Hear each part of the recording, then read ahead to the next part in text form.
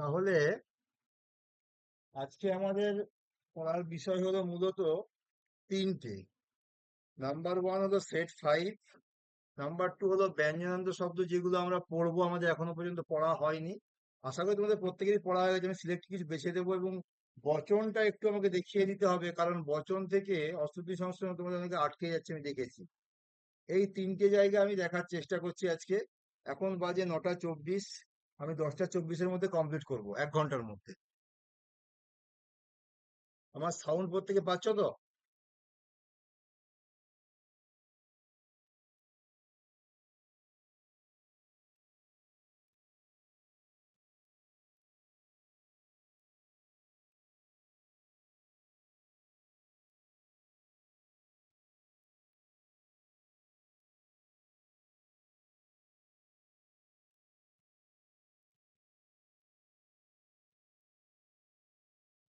Hello, প্রত্যেকে আমার sound পাচ্ছ? হ্যাঁ স্যার। ওকে, হ্যাঁ স্যার। তাহলে শুরু করে দিই। আর দেরি করবো না, 9টা 25 বাজে, আমি শুরু করে দিচ্ছি।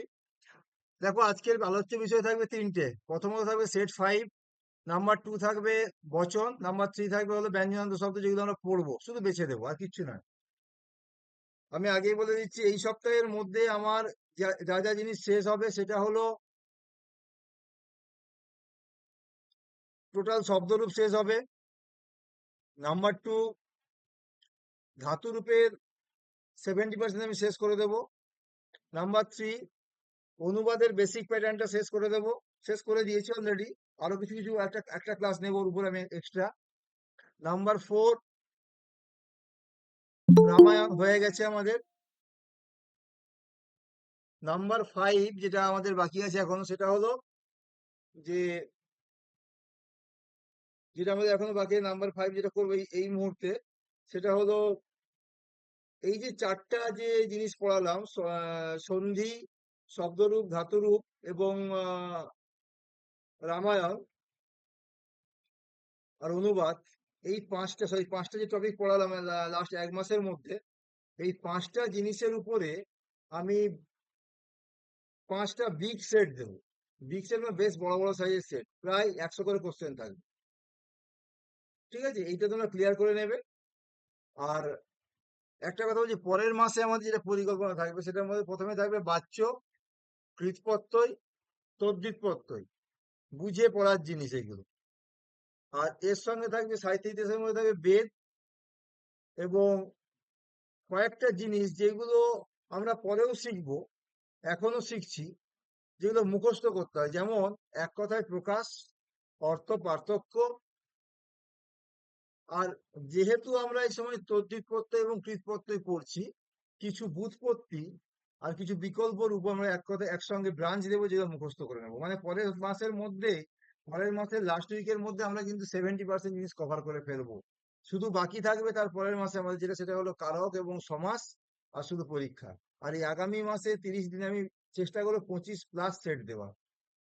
ঠিক আছে, এই মাসে 10টা মতো দিলাম। আমি দেরি করে আমি সেট দেওয়া শুরু করেছি।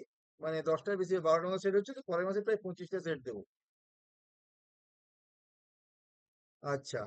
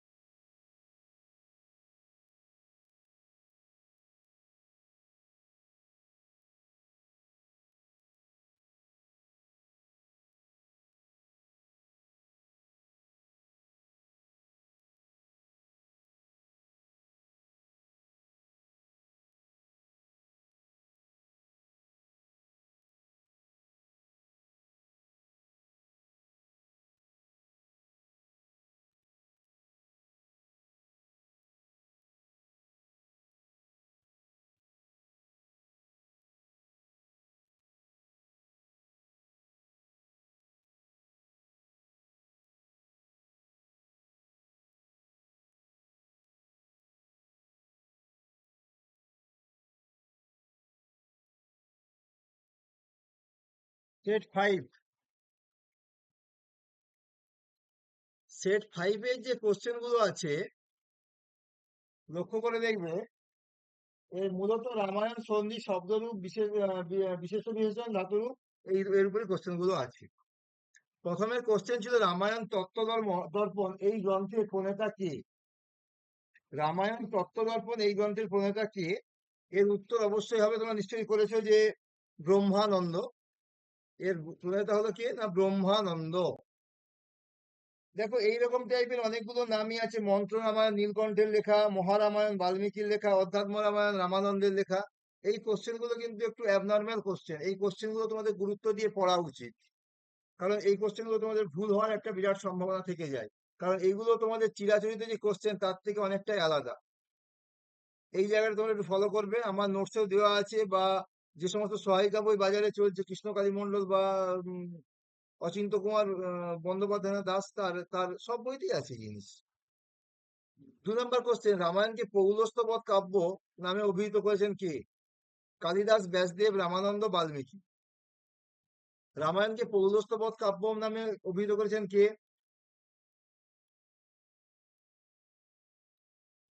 রামায়ণকার নিজে এই পৌলস্ত্য বধ কাব্য নামে উল্লেখ করেছেন, অর্থাৎ এটা উত্তর হবে বাল্মীকি। আমার সাউন্ড পাচ্ছ? হ্যাঁ স্যার। হ্যাঁ স্যার। রামায়ণে বর্ণিত ঘটনাকে প্রকৃতি কেন্দ্রিক কাহিনী, ন্যাচারাল মিথ, প্রকৃতি কেন্দ্রিক কাহিনী এই নামে কে উল্লেখ করেছেন? কি দেখো, একই রকম ভাবে লেসন বা যে কিনা ওয়েবার, এরা দুজনে এটাকে প্রতীক বা রূপক বলে উল্লেখ করেছেন। এগুলো এর মনে রাখবে কিন্তু, এই যে বিদেশি যারা, তাদের মধ্যে লেসন বা ওয়েবার এটাকে রূপক বা প্রতীকী রূপে উল্লেখ করেছেন, আর কিথ বলেছেন এটা প্রকৃতি কেন্দ্রিক ঘটনা, অর্থাৎ প্রকৃতি, এই যে সীতা হলেন কৃষি, তারপর বৃষ্টি, এইসবের সঙ্গে কম্পেয়ার করে দেখানো হয়েছে। আর রাব আর রাব সরি রবীন্দ্রনাথ ঠাকুর যেটা বলেছেন, তিনি বলেছেন যে এটা হলো একটা রাম হলেন কর্ষণজীবী সভ্যতার প্রতীক, আর রাম হলেন রাম হলেন কর্ষণজীবী সভ্যতার প্রতীক, আর রাবণ হলেন আকর্ষণজীবী সভ্যতার প্রতীক। মানে আকর্ষণ মানে এখানে হলো চুরি ডাকাতি ছিনতাই অপহরণ, বলপূর্বক অপহরণ, এর প্রতীক হলেন রাবণ। আর রাম হলেন সীতাকে নিয়ে বেঁচে আছেন, অর্থাৎ তিনি হলেন কর্ষণজীবী কৃষি প্রধান উম, উন্নত শ্রেণীর সভ্য যে জাতির প্রতীক। এই দুটো করেছেন। মানে অতএব এই যে কি যেটা বললাম, ইনি হলেন এই প্রকৃতি কেন্দ্রিক, এটা মনে রাখবে। একই রকম ভাবে জ্যাকবি সম্ভবত বলেছেন, কোনটা আমার মনে পড়ছে না এখন। রবীন্দ্রনাথ ঠাকুর কি বলেছেন না, কর্ষণজীবী প্রতীক হলেন রাম এবং আকর্ষণজীবী প্রতীক হলেন রাবণ। আর তিলকের রামায়ণ সম্বন্ধে কোনো উক্তি নেই। আর তোমাকে যেটা বললাম যে লেসন বা ওয়েবার, ইনি বলেছেন রূপক বা প্রতীক রূপক কাব্য বা প্রতীক কাব্য হলো রামায়ণ। মন্ত্র রামায়ণের প্রণেতা কে? নীলকণ্ঠ, ব্রহ্মানন্দ, বাল্মীকি, অজ্ঞাত কবি। কে হবে এটা? অবশ্যই নীলকণ্ঠ। নীলকণ্ঠ খুব ইম্পর্টেন্ট কোশ্চেন, খুব ইম্পর্টেন্ট কোশ্চেন এটা। মা নিষাদ প্রতিষ্ঠান তমগম শাশ্বতী সমা, শূন্যস্থানে কি হবে? শাশ্বতী, তালবেশাখা, তালবেশাখা তয় দীর্ঘ বিসর্গ। এগুলো খুব ইজি কোশ্চেন, কিন্তু ভুল হয়। আমাকে বারে বারে আগের দিন অনেকে বলছিল যে কোন কোন কারিকা মুখস্থ করবো। দেখো রামায়ণ সম্বন্ধে যে প্রথমের দিকে 3-4টে শ্লোক আছে, এই মা নিষাদ প্রতিষ্ঠান এই শ্লোকটি, তারপরে ধরো ওই যাবৎ শাসন্তি গৃহে সহিত ওই শ্লোকটি, এবং রামায়ণের শ্লোক সংক্রান্ত যে শ্লোকটি আছে সেইটি। আমরা যেটুকু অংশ পড়েছি এর মধ্যে বারে বারে বলছি যে অব্যয়ের সংজ্ঞা সংক্রান্ত যে শ্লোকটি আছে ওইটি, এবং একই রকম ভাবে ওই সর্বনাম শব্দের ইদম এতৎ শব্দের প্রয়োগ কোথায় হয় এই সংক্রান্ত শ্লোকটি, সবগুলোই কিন্তু আমরা গুরুত্ব দিয়ে পড়ে রাখবো, কারণ এখান থেকে শূন্যস্থান পূরণ বা বিভিন্ন কোশ্চেন হতে পারে। রামায়ণের অনেকগুলি পাঠের মধ্যে কোন পাঠের সঙ্গে প্যারিস সংস্করণের সংযোগ আছে?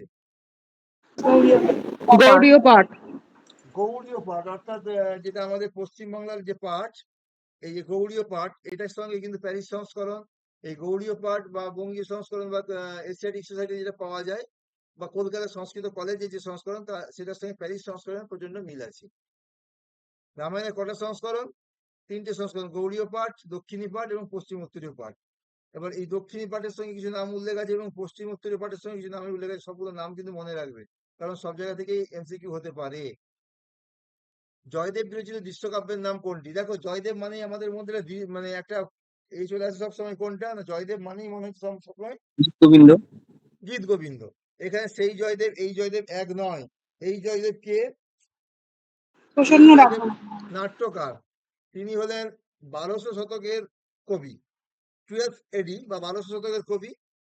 তিনি 7 অঙ্কের নাটক লিখেছিলেন প্রসন্ন রাঘব। Very much important question. এই জয়দেব থেকে প্রচুর ছেলে মেয়ের ভুল হয়, জয়দেব দেখলেই মানুষ গীত গোবিন্দ করে দেয়।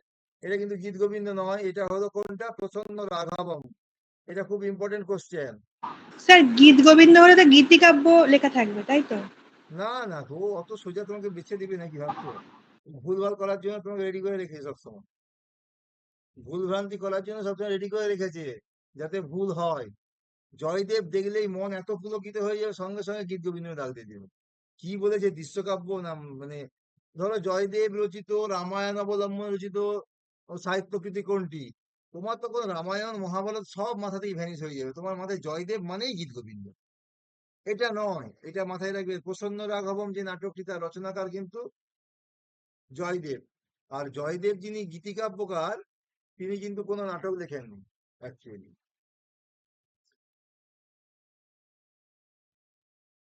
আশ্চর্য স্যার চূড়ামণি। 6 এর অ্যান্সারটা একটু বলবেন? 6-এর হ্যাঁ, গৌড়ীয় ওটা পাঠ, মিস করে গৌড়ীয় পাঠ গিয়েছি। বা বঙ্গীয় পাঠ, গৌড়ীয় পাঠ আচ্ছা বা আচ্ছা, ঠিক বঙ্গীয় পাঠ। আছে। ঠিক আছে।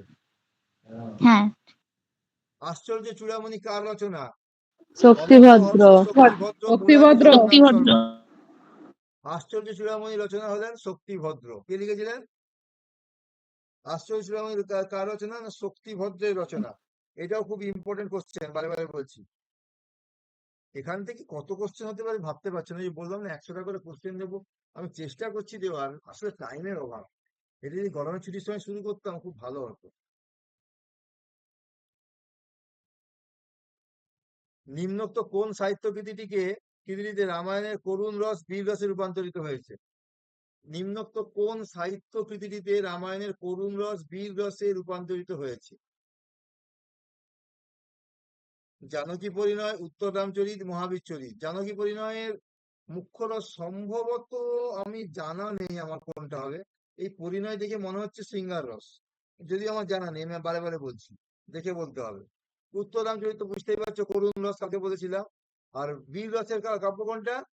মহাবীর চরিত। মহাবীর চরিতম বীর রসের কাব্য। তাহলে এবার নিম্নোক্ত কোন সাহিত্য কৃতি রামায়ণের করুণ রস বীর রসে রূপান্তরিত হয়েছে? যেখানে রামচন্দ্রকে মহাবলীয়ান বীর পুরুষ হিসেবে দেখানো হয়েছে, তিনি যুদ্ধে সবাইকে পটকাচ্ছেন, মারছেন, এরকম দেখানো হয়েছে। ঠিক আছে। পৌমচরীয়, পৌমচরীয় এই গ্রন্থের প্রণেতা কে? বিমল সুরি। বিমল সুরি। বিমল সুরি। বিমল সুরি হলেন পৌমচরীদের রচয়িতা, বিমল সুরি। এই যে দেখো, জৈন কবি যারা বিভিন্ন রামায়ণ লিখেছেন, প্রত্যেকের নাম মনে রাখবে গুরুত্ব দিয়ে, কারণ ওগুলো খুব প্রত্যেকটা ইম্পর্টেন্ট, কারণ ওই নামগুলো না গুলিয়ে ফেলো তোমরা। শ্রীনাম এর বিকল্প রূপ কি হতে পারে? শ্রীরাম। শ্রীরাম। শ্রীনাম শ্রীরাম। হয়, কিন্তু শ্রীরামের যে বানানটা এখানে দেখো বিসর্গ দিয়ে দিয়েছি আমি, লক্ষ্য করতে পারছো? এই না না, যেটাই অহগন্ত আছে সেটাই হবে। হ্যাঁ, ময় যেটাই হসন্ত আছে, হগন্ত ওটাই আছে হবে। ওটাই হবে শ্রীরাম। কেন? এ এ অপশনটা হবে। না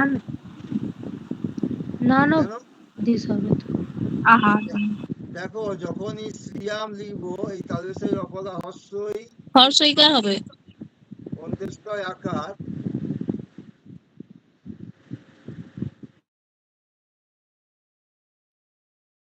ময় হসন্ত, এই অন্ত্যেষ্ট যেখানেই থাকবে তার আগে তালবেশয় সবসময় কি হয়? হস্যইকার হয়, কখনোই দীর্ঘইকার হয় না। এখানে কি আছে? দীর্ঘইকার।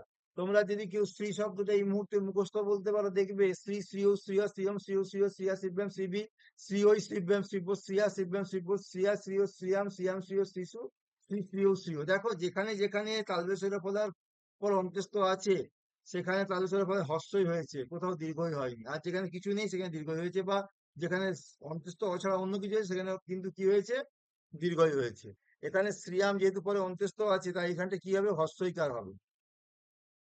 মতি শব্দের দ্বিতীয় বহুবচন রূপ কোনটি? None of this. নানা কারণ নান অফ দিস হবে। মতি শব্দে দ্বিতীয় বহুবচনে ম তয়ে দীর্ঘই বিসর্গ হয়, এখানে কিন্তু কোনো বিসর্গ হবে, বিসর্গ হ্যাঁ। দিইনি, অতএব none of this is answer. সুধি স্যার শব্দে নয়েরটা কোনটা হলো? স্যার নয়েরটা কোনটা হলো? বুঝতে পারলাম না। মহাবিচ্ছুরি, আচ্ছা মহাবিচ্ছুরি, আচ্ছা ঠিক। মহাবীর, বীর মানে বুঝতে হচ্ছে বীর রস, ঠিক আছে। স্যার করতে পারিনি এটা, কারণ আমার মনে হচ্ছিল যে উত্তরাঞ্চরিত্রটা যে করুণ রসাশ্রিত দিয়ে লাস্টে মিলনায় পরিণত হয়েছে, সেই জন্য মানে বুঝতে না, পারছিলাম। ওটা করুণ রস, এটা সম্ভবত জানকী প্রেমের শৃঙ্গার, সম্ভবত, আমি ঠিক ক্লিয়ার বলতে পারছি না। আর মহাবীর চরিত্র হলো তোমার মহাবীর চরিত্র হলো তোমার কি বলে, বীর রস। আচ্ছা, মতি শব্দ হয়ে গেল। সুধি শব্দের ষষ্ঠীর বহুবচন রূপটি কি হতে পারে? বিয়েরটা সুদিয়াম। B বিয়েরটা B সুধিয়াম। সুধিয়াম। সুদিয়াম, দেখো এখানে অন্তস্থ আছে, তাই এখানে কি হয়েছে, হস্যইকার হয়েছে। দাত্রী শব্দের সম্বোধনের দ্বিবচন কি হবে? দাতারো। সিয়েরটা দাতারো। দাতারো। দাতারো, ঠিক আছে। মাধব এই সুগন্ধ পত্রের উৎস হলো কি? অপশন এ মধু পুংলিঙ্গ শব্দ প্রথমার বহুবচন। Option A. সাধু মাধব, শব্দের মতো। মধব এই সুগন্ধ পত্রের উৎস হলো কি? মধু পুংলিঙ্গ প্রথমার বহুবচন, মধু ক্লিবলিঙ্গ প্রথমার বহুবচন, মধু পুংলিঙ্গ শব্দের সম্বোধনের একবচন। মধু পুংলিঙ্গ শব্দের প্রথমার বহুবচন, সাধু সাধু সাধব হয়, মধু মধু মধব হয়, কিন্তু ক্লিবলিঙ্গে কি হবে? মধু মধুনি মধুনি। আর মধু পুংলিঙ্গ শব্দের সম্বোধনের একবচন কি হয়? মধ, মধয়কার হয়, ঠিক আছে। অতএব উত্তর কোনটা ঠিক হচ্ছে? মাধব, মধব সাধবের মতো হচ্ছে, ঠিক আছে। সর্বাসু এই সুগন্ধ পত্রের উৎস কি? সর্বশব্দের পুংলিঙ্গের সপ্তমীর বহুবচন, সর্বশব্দের ক্লিবলিঙ্গের সপ্তমীর বহুবচন, সর্বশব্দের স্ত্রীলিঙ্গের সপ্তমীর বহুবচন, কোনটা হবে? Option C option C. সর্বশব্দ সপ্তমীর সর্বশব্দের স্ত্রী সপ্তমী বহুবচন স্ত্রীলিঙ্গে। সর্বশব্দের সপ্তম সপ্তমীর স্ত্রীলিঙ্গের সপ্তমী। বহুবচন। আচ্ছা, তোমরা যারা ক্লাস করছো, তোমরা এখনো পর্যন্ত আমার টেলিগ্রাম গ্রুপটা জয়েন করে শিগগিরই জয়েন করে যাবে, কিন্তু আমি বলেছি বারে বারে। কারণ এরপর থেকে আমি কিন্তু আর এখানে ইউটিউবে দেবো না, যা দেবো টেলিগ্রাম গ্রুপে দেবো, সেখানে ভিডিও কোয়ালিটি অনেক ভালো হয়।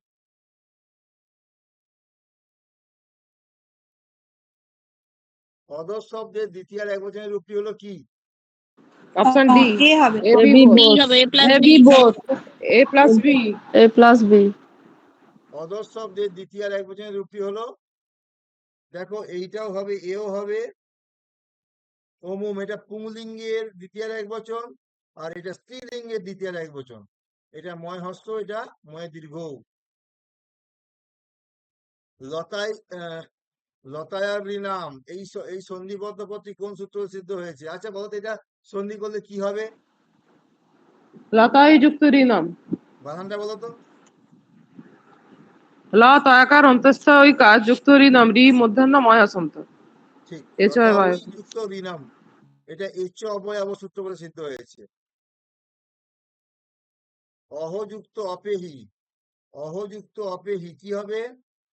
অহ অহো অপে অপেহি। সন্ধি সন্ধি সন্ধি নিষেধ। নিষেধ। সন্ধি নিষেধ। সন্ধি নিষেধ। অহযুক্ত অপেহি, অহ অপেহি।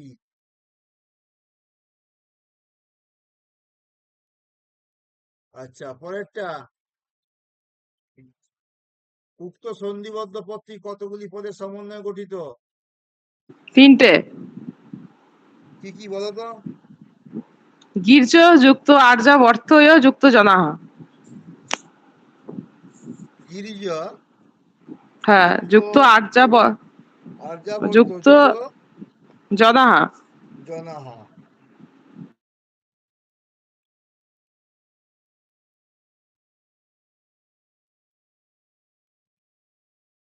গিরিজযুক্ত আর্যাবর্ত যুক্ত জনাহা, গিরিজা, এটা তিনটি পদের সমন্বয়ে যুক্ত, ঠিক আছে। এটা লিখতে সমস্যা আছে, লিখে দিতাম, লিখে লিখে চেষ্টা করে পারি কিনা।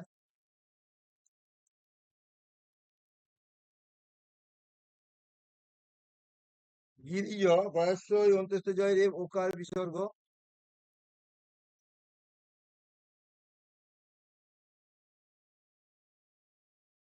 যুক্ত আর্যাবর্তয়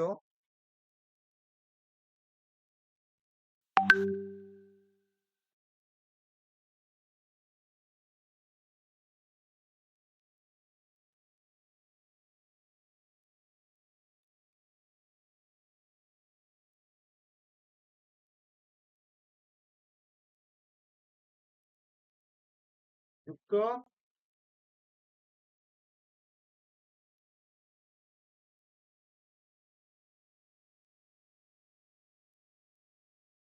জনাহা, এইটা হচ্ছে উত্তর। দেখো, গিরিজার্য বর্তয় জনাহা, এইটা উত্তর হচ্ছে। 3টি পদের সময়। দেখো সন্ধি থেকে তাহলে কেমন টাইপের কোশ্চেন হতে পারে দেখতে পাচ্ছ? কালকে অনেকগুলো কোশ্চেন পূর্বপদ কি উত্তরপদ কিরকম দিয়েছিলাম। এখানে তো একটা বড় পদকে দিয়ে বলছে কটি পদ আছে, জাস্ট সংখ্যাটা বলতে, সংখ্যা ভাঙতে বলেনি। এটা মেবি এটাও দিতে পারে, এরকম দিয়ে ভেঙে দেখাও তো কোনটা ঠিক। বুঝতে পারলে 3টা পদের সমন্বয় সন্ধি হচ্ছে, ফলে অনেক টাইপেরই কোশ্চেন হতে পারে। তুমি বিভিন্ন সেট করলে বিভিন্ন জায়গা থেকে লাভ নাই, যেটুকু মেইন জিনিস সেটুকু অংশ পড়ো, ওটাই মেইন জায়গা। মৌলিক জিনিস না জানলে তুমি কোনো কোশ্চেন সেট করে এ বলবে 5000 কোশ্চেনের এমসিকিউ মক টেস্ট করছি, সে বলে 10,000 কোশ্চেনের মক টেস্ট করছি, গুলি মারো, ওটা ব্যবসার কথা। তোমাকে আমি 5000 কোশ্চেনের মক টেস্ট দিয়ে দিলাম একটা বই থেকে স্ক্যান করে, তুমি দাগ দিতে থাকলে তুমি মূল বিষয় যদি না জানতে পারো, তুমি ক্যাচ করা জানলে কিছুই করতে পারবে না, কখনো কিছু করতে পারবে না জীবনে।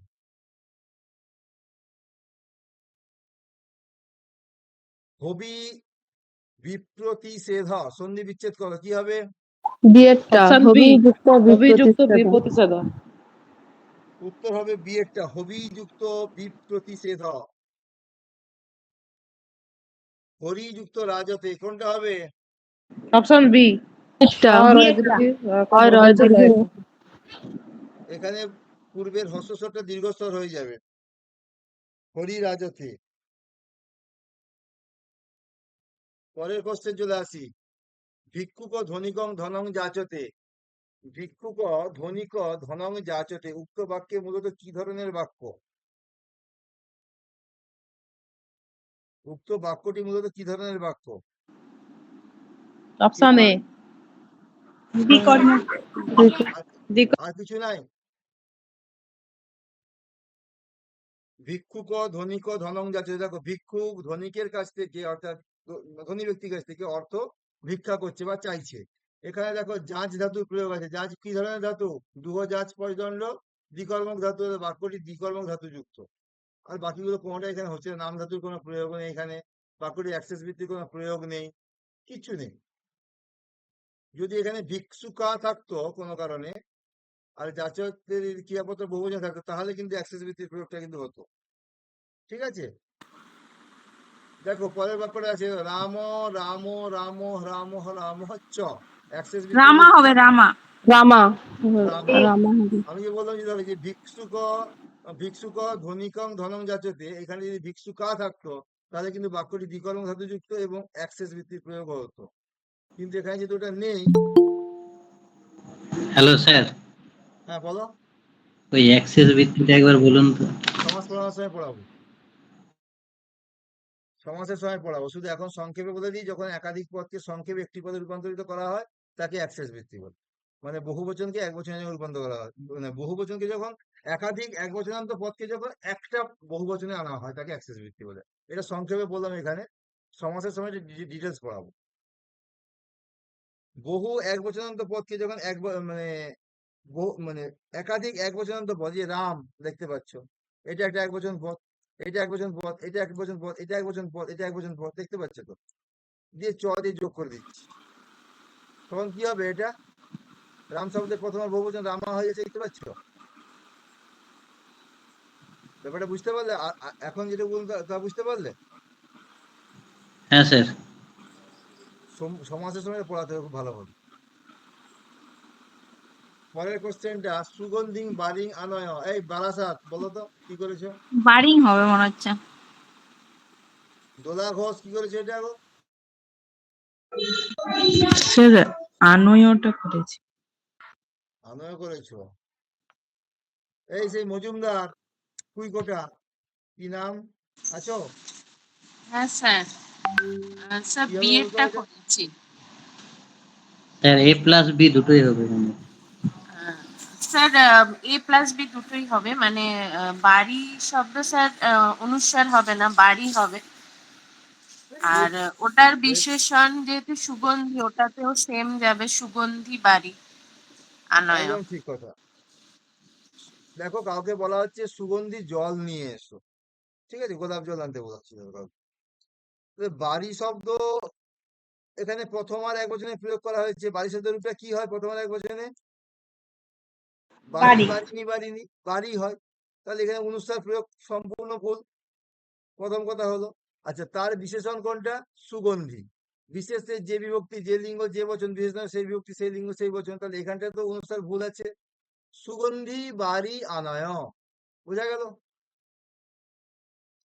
অলিপর্বা কুঠারেন শুষ্কান দারুণ ভিনন্তি, অশুদ্ধ অংশ কোনটি? অলিপর্বা কুঠারেন শুষ্কান দারুণ ভিনন্তি। অলিপর্বা কুঠারের দ্বারা শুষ্ক কাঠ কাটছে। শোভা আছো?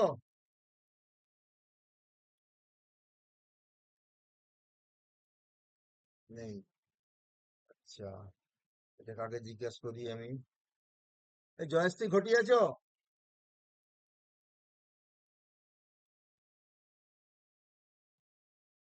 জয়শ্রী ঘটি নেই। আচ্ছা, এই চাঁদকুড়ি সে এ আছো? নামটা ভুলে গেছি। হেমরম জয়েন হয়েছে, আমি সকলে দেখেছি। অলিপর বা কুঠারের, এই সুরজিৎ বলো তো কি হবে এটা? তেমাথানি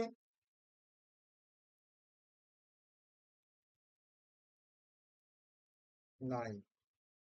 প্রদীপ কেবা গেলে আছো? হ্যাঁ স্যার, বি এরটা হবে।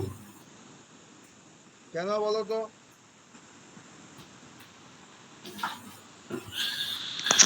ফল শব্দের মতো হবে তো, তাহলে তো এটা শুষ্ক, এটা লিঙ্গ শব্দ, তাহলে শুষ্কান তো হবে না, শুষ্কান দারুণ তো হবে না, শুষ্কান স্যার দারুটা মধু শব্দের মতন হবে। কোন শব্দের মতো? মধু, মধু, আচ্ছা। মধু, হ্যাঁ, মধুনি, ঠিকই বলেছো। মধুনি। ও যে বলেছে বি অপশনটা ঠিকই বলেছে, প্রদীপ যেটা বলেছে। অলিপর বা কুঠারের দ্বারা শুকনো কাঠ কাটছে। এখানে দারু শব্দ হলো ক্লিবলিঙ্গ শব্দ, এটা হলো বিশেষ্য। তাহলে কি হবে? দারুণ তো হবে না। তাহলে কি হবে? ফলম ফলে ফলানির মতো এটা হচ্ছে না। তাহলে কি হবে? এটা হস্য উকারান্ত ক্লিবলিঙ্গ শব্দের মতো হবে। সাধু, সাধুনি, সাধুনি, সাধু, সাধুনি, সাধুনি। তাহলে এখানে কি হবে? দারুণী, দয়াকার, রয় দীর্ঘ দন্তন্বয় হস্যই দারুণী। আর এখানে কি হবে তখন? শুষ্কানি দারুণী, বানিয়ে দারুণ। শুষ্কানি দারুণী ভিনন্তি, এটা হচ্ছে। পরের অংশটা দেখো। গুরুভি সাধুনি ফলানি আনয়, কোন বাক্য, কোন অংশটি অশুদ্ধ? সিয়েরটা। গুরুভি সাধুনি ফলানি আনয় মানে কি?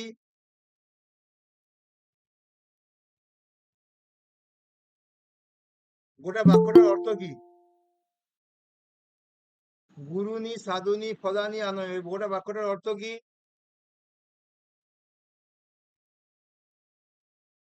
সুতপা কি হবে গোটা বাক্যটার অর্থ?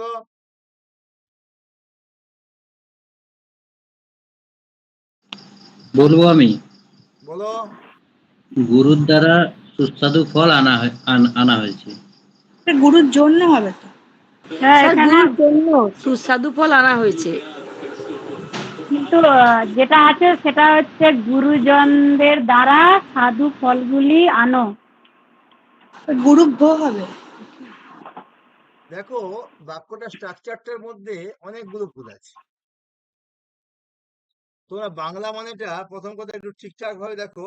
বাক্যটাকে বিভিন্ন অ্যাঙ্গেল থেকে অর্থ বলতে পারো ঠিকই, কিন্তু দেখো ভালো করে দেখো, গুরু ভি সাধুনি ফলানি আনয়, এই বাক্যটার মধ্যে যেটা সবচেয়ে বেশি গুরুত্বপূর্ণ, গুরুর জন্য সাধু বা সুস্বাদু ফল নিয়ে আসো, এরকম ব্যাপারটা হচ্ছে।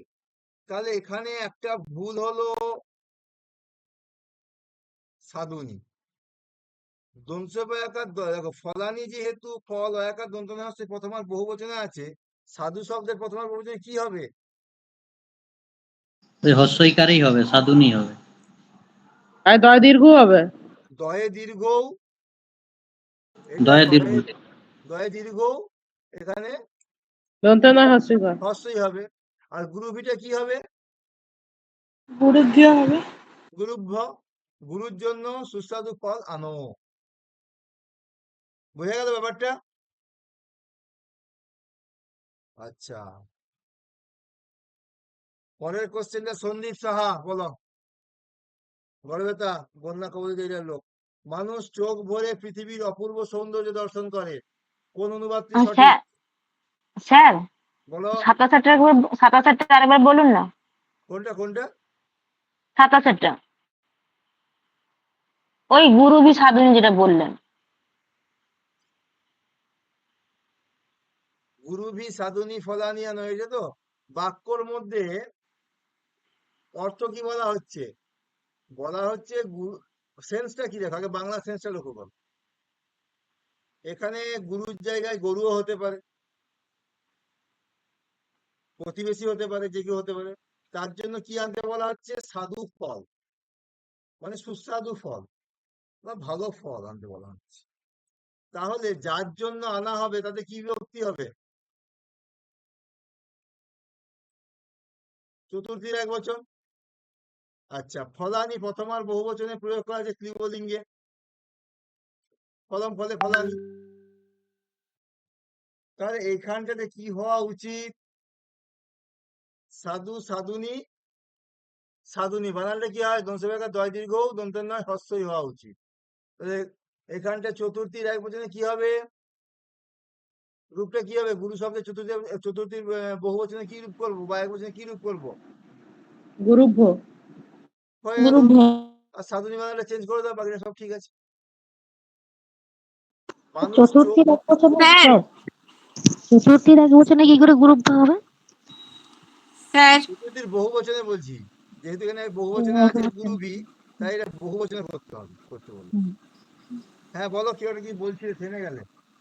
হ্যাঁ স্যার, বলছি যে এখানে যে ডি, এখানে যে উত্তরটা অ্যান্সারটা, সেখানে তো নান অফ দিস হবে না, অল অফ দিস, মানে ওই নান অফ দিস মানে এখানে কোনো ভুলই নেই, এরকম ধরনের কথাটা তো হচ্ছে। এইটা ভুল আছে, এইটা ভুল আছে। এর হ্যাঁ, উত্তরটা হবে তো। এর উত্তরটা মানে নান অফ দিস না হয়ে অল অফ দিস হবে, কেননা পুরোটাই ভুল আছে। দেখো, সাধুনি ফলানি কি করে ভুল হয়? ফলানি তো ঠিক আছে বাক্যটা, সাধুনি পত্র তো ঠিক আছে, এই সরি গুরুভি, এইটাও যদি ভুল হওয়া আছে, যদি না বলছি না, না, এখানে ফলানি যোগ করা আছে, দেখতে পাচ্ছ? আচ্ছা, দেখতে পেয়েছো ব্যাপারটা, বুঝতে পারলে প্রিয়াঙ্কা? হ্যাঁ, মানুষ কিন্তু চোখ ওখানে গুরুভিটা ভুল আছে। এই গুরুভিটা ভুল, সাধুনিটা ভুল। আর এই সিতেও তো আপনি ওই গুরুভিই করেছেন, ওই সেম। তার সঙ্গে ফলানি যোগ করা, দেখতে পাচ্ছ? আচ্ছা আচ্ছা, ওকে, বুঝতে পারছো, ফলানিটা যোগ করা আছে তার সঙ্গে। হ্যাঁ হ্যাঁ।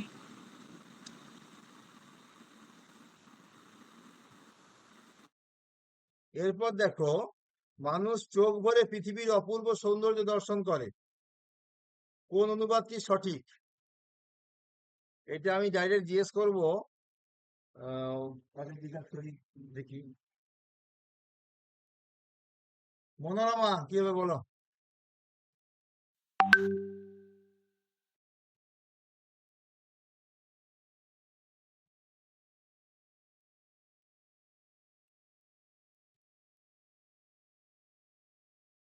কোন অনুবাদটি সঠিক? মানুষ চোখ ভরে পৃথিবীর অপূর্ব সৌন্দর্য দর্শন, কোন অনুবাদটি সঠিক?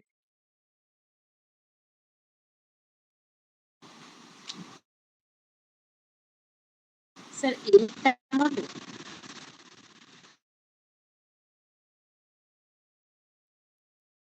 ঝাড়গ্রাম, এরটা হবে। হ্যাঁ স্যার, এরটা হবে, এরটা করেছি। কেন লজিক স্যার দিয়ে শোনা বলো। যাচ্ছে? হ্যাঁ শুনতে স্যার পাচ্ছি, লজিক দিয়ে। নেত্রপ্রেমটা তো দ্বিবচনে হয়, ওই জন্য নেত্র শব্দ তো দ্বিবচন হচ্ছে। হ্যাঁ দিব দিব, ধরো বালকে একটা চোখ কানা, সে কি করবে? তখন তো কানা শব্দ হলে তো জেনাঙ্গ বিকারও লেগে যাবে। না, জেনাঙ্গ বিকার কানা মানে জেনাঙ্গ বিকার কি করে হতে পারে? যে অঙ্গ বিকার। অঙ্গের বিকৃতির জন্য অঙ্গির বিকলাঙ্গতা প্রকাশ পায়, সেই অঙ্গে তৃতীয় বিভাগ। এখানে তো জেনাঙ্গ বিকার কোনো প্রশ্নই নাই। না এখানে নেই, এখানে তো স্যার নেত্র শব্দ দ্বিবচনান্ত হয়, তো ওই জন্য হ্যাঁ, নেত্রপ্রেমটা তোমার করেছি। একদম সেন্সটা একদম ঠিক, কোনো ভুল নাই, তুমি যেটা বলছো। বাকিগুলোর মধ্যে দেখো, যে নেত্রেন প্রয়োগ করেছি, হুম। এইগুলো ঠিক নয়। সবচেয়ে দেখো পৃথিবীর, এখানে হ্যাঁ দেখো হ্যাঁ পৃথিবীতে ওইটা সুন্দরং পৃথিবীটা রূপম, সব জায়গায় কিন্তু সেই জিনিসটা নেই, তবে সবটা পুরোটা ঠিক হলো এইটা। নরাহা মানুষ, দেখো মানুষ মানে এখানে মানুষজন বহুবচনে প্রয়োগ করেছি। চোখ ভরে মানে চোখের দ্বারা, নেত্রা ফ্যাং, দুটো চোখের দ্বারা দেখছে। পৃথিবী, পৃথিবী ষষ্ঠীর এক বচন। অপূর্ব সৌন্দর্য, সুন্দরং রূপং একসঙ্গে করে দিলাম, দেখো সুন্দরং রূপং, এটা পরস্পর বিশেষণ সম্পর্ক করে দিলাম। পশ্চন্তি দেখছে, এই ব্যাপার। এখানে যদি বহু বচনে প্রয়োগ করতাম না তাহলেও ভুল হতো না, কেন বলতো? দ্বিবচন হলো ব্যাকরণ শাস্ত্র সম্বন্ধে সম্পূর্ণ ঠিক, যদি বহু বচনে প্রয়োগ করতাম কোনো ভুল হতো না, কেন বলতো? বলতে কারণ পারবে কেউ? অনেকজন মানুষ হ্যাঁ হ্যাঁ, একদম অনেকগুলি হ্যাঁ। চোখের দ্বারা দেখবে তাই। যেহেতু নরা, এখানে কর্তা মানুষ বহু বচনে প্রয়োগ আছে, তাই যদি তাদের চোখ তো অসংখ্য হতে পারে, তাই এখানে যদি আমরা বহু বচনে প্রয়োগ করতাম কেউ কিছু কাটতে পারতো না। পরের কোশ্চেন, সুন্দরিয়া সুন্দরা নরিয় সুন্দরেন মার্গে গচ্ছতি, অশুদ্ধ অংশ কোনটি? পূর্ণেন্দু কি হবে গো? আমি স্যার তো সি স্যার এরটা হবে। করেছি 1 2 4 5 মানে 1 2 4, আচ্ছা সায়ন্তী কি হবে বলো? অপশন সিটাই করেছি। কেন, লজিক দিয়ে বুঝাও। আমি বলবো বলো। এখানে নারী শব্দটা নদী শব্দের মতো হয়েছে, তাই নার্য। আর হুম সুন্দর, সুন্দর শব্দকে টাপ প্রত্যয় যোগ করে স্ত্রীলিঙ্গ করে সুন্দরা করা হয়েছে লতা শব্দের মতো, হুম দুটো হলো। হুম আর আপনার আর হচ্ছে মার্গেট হচ্ছে মার্গেনও হবে। মার্গেনও হবে, মার্গেনের হচ্ছে বিশেষণ হচ্ছে সুন্দরেন, আর গচ্ছন্তি হবে। আর গচ্ছন্তি। গচ্ছন্তি। আচ্ছা সুন্দর শব্দ স্ত্রীলিঙ্গে বহুবচনে কি রূপ হবে? লতা শব্দের মতো হবে। না। সুন্দরিয়াহ। স্যার এটা তো নারীর বিশেষণ হচ্ছে না, তাহলে তো নারী যেরকম হবে সুন্দরীও তাই হবে তো। না, স্ত্রীলিঙ্গ করলেই তো হবে, নারীরই বিশেষণ মধ্যে না, নারী। নদীর ওটা যখন মতো স্ত্রী, হবে তো পরের রূপটা। মাসে যখন স্ত্রী পড়তে পড়া বুঝতে পারবে, এখানে কিন্তু মানে এখানে সুন্দর সুন্দরী শব্দের নারী। সঙ্গে টাপ যোগ করলে হবে না, ইপ যোগ করতে হবে। সুন্দর, সুন্দরা নারী বলো না সুন্দরী নারী বলো, কথাটা প্রয়োগ করো বলো তো, চিন্তা করে দেখো আমি বাক্যে। সুন্দরী নারী। সুন্দরী নারী, হ্যাঁ। কিন্তু আমার প্রশ্ন বুঝতে হচ্ছে পারলে? যে স্ত্রীলিঙ্গ না স্যার, আমার কথাটা শুনুন। আমি দুটোই ভেবেছি যে ইপ প্রত্যয় আর টাপ প্রত্যয়, কিন্তু যেটা স্ত্রীলিঙ্গ, স্ত্রীলিঙ্গ করলেই তো হবে।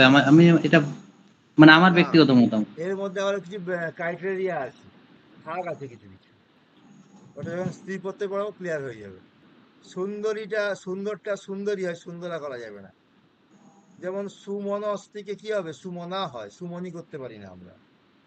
বুঝতে পারলে? ওখানে ভাগ আছে, যখন পড়াবো স্ত্রী প্রত্যয় তখন বুঝতে পারবে। পরের মাসেই পড়াবো, ওটা চিন্তা নেই। পরের মাসে স্ত্রী প্রত্যয় মানে বাচ্চ পড়াবো, তার সঙ্গে স্ত্রী স্যার প্রত্যয় ওইটা মন্ত। সুন্দর থেকে ওইটা যখন স্ত্রীলিঙ্গ হয়। হ্যাঁ, কোশ্চেনটা ক্লিয়ার করে বলো হ্যাঁ আরেকজন। স্যার, যখন ওটা সুন্দর থেকে। স্যার আমি সুস্মিতা বলছি। হ্যাঁ বুঝতে পারছি, সাউন্ডটা ক্লিয়ার পাচ্ছি শুনতে না। পাচ্ছেন? হ্যাঁ হ্যাঁ হ্যাঁ, যখন ওটা সুন্দর থেকে যখন ওটা স্ত্রীলিঙ্গে যখন এভাবে প্রয়োগ করা হয় তখন এটা হচ্ছে সুন্দরী করা হয়। হ্যাঁ, আমি তো বললাম লজিকটা তোমাকে, যখন স্ত্রী প্রত্যয় পড়াবো কোথায় ইভ হয়, কোথায় ইজ হয়, কোথায় টাব হয়, এইগুলো তখন লজিক আছে, প্রত্যেকটা সূত্রের নিয়ম আছে, কোথায় কোথায় কি যোগ করতে হয় সেটা বলে দেবো তখন। পরের মাসটা খুব ভাইটাল, পরের মাসে যদি আমি এগুলো ঠিক টেনে দিতে পারি তাহলে আমার কোনো চিন্তা না।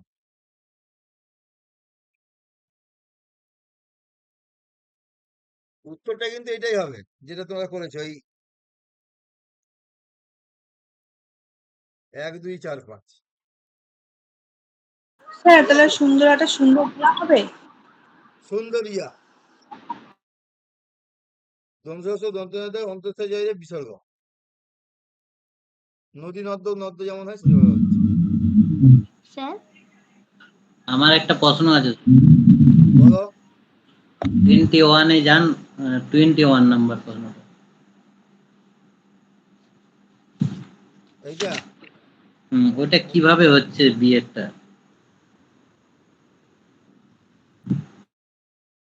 আচ্ছা, হবি তোমরা পড়েছো? হবি কোথায় পড়েছো বলো কথাটা? হবি শব্দরূপে প্রথম আর এক বছর। হবি কথাটা কোথায় পড়েছো বলো তো? অ্যাকচুয়ালি তোমরা প্রথম জেনেছো হবি কথাটা বেদে। বেদে। হুম। সেখানে কথা কি ছিল? হবিস। রূপটা ছিল হবিস। বয়স দন্ত ছিল হবিস, মূল কথা হলো হবিস। তার প্রথম আর এক বছরে ওই দন্ত বিসর্গ হয়ে যায়, যেটা সহজাত বিসর্গ। বুঝতে পারলে? মানে বিসর্গটা লোপ হয়েছে তাই তো? হ্যাঁ, যে হয়ে গেছে সেটা কি পরে গিয়ে। না না স্যার, হবি বি প্রতিষেধক।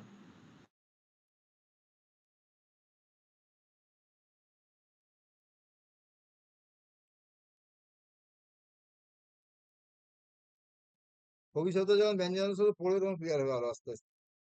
আচ্ছা, আমাকে একটা কোশ্চেন তোমরা বলো দিন, আমি নিজে কোশ্চেনের সম্বন্ধে কনফিউজ। আমাকে একজন একটা ছাত্রী আজকে মেসেজ করলো কোশ্চেনে, যে তার একটি বইয়ে সর্বনাম শব্দের সম্বোধনের রূপ দেওয়া আছে। তোমাদের কারো বই আছে সর্বনাম শব্দের সম্বোধনের রূপ? না স্যার, আমাদের বইতে নেই। না, নেই। আমিও তো কখনো আমার জীবনে এতদিনের বয়সে পড়াচ্ছি কখনো লোক দেখিনি, কিন্তু সে ছবি তুলে পাঠিয়েছে আমার।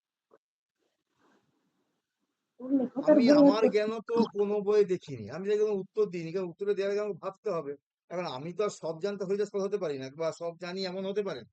আমি তোমাদেরকে জিজ্ঞেস করছি, তোমরা কোথাও দেখেছো কোথাও যে সর্বনাম শব্দের সম্বোধনের রূপ হয় বলে?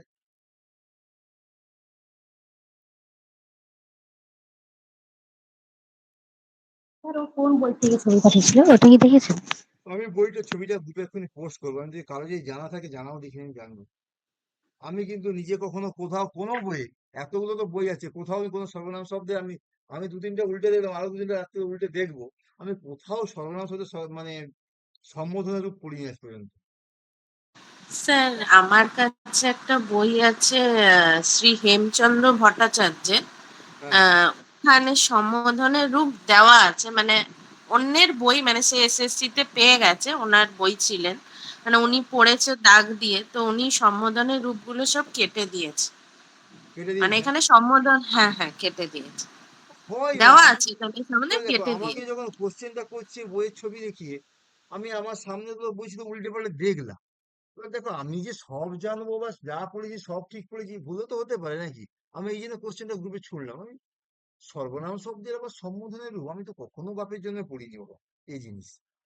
মানে এতদিন ধরে পড়াচ্ছি বা পড়ছি, কখনো সর্বনাম শব্দের সম্বোধনের রূপ হতে পারে আমি এটা কখনো দেখিনি। স্যার, হ্যাঁ, বলো। হেমচন্দ্রের বই কিন্তু আছে সম্বোধনের রূপ। এখন যদি থাকে আর কি করব, কিন্তু আমি তোমাকে বলতে পারি কখনোই সর্বনাম শব্দের সম্বোধনের রূপ হয় না। এটা ব্যাকরণ শাস্ত্র মানে লেখাই আছে, তুমি দেখবে সর্বনাম যেখানে মানে শব্দগুলো উল্লেখ করা আছে দেখি ভালো করে, এই শব্দের কখনো মানে সর্বনাম শব্দের কখনো সম্বোধনের রূপ হয় না। মানে এইটা তো আমি নিজেই অবাক খেয়ে গেছি দেখে। তুমি যেটা বললে এক্ষুনি, তো ওই মজুমদার একই কথা বললো আমাকে, কুইকোটার যে মজুমদার একই কথা বললো। হেমচন্দ্রের যে ছোট বইটা আছে সেই বইয়ে আছে সম্বোধনের রূপটা। ওই যে বললাম, সে বলে একজনের কাছে বই নিয়েছে, বইটা যে পড়েছে সে কেটে দিচ্ছে একটা একটা করে লাইন। হুম।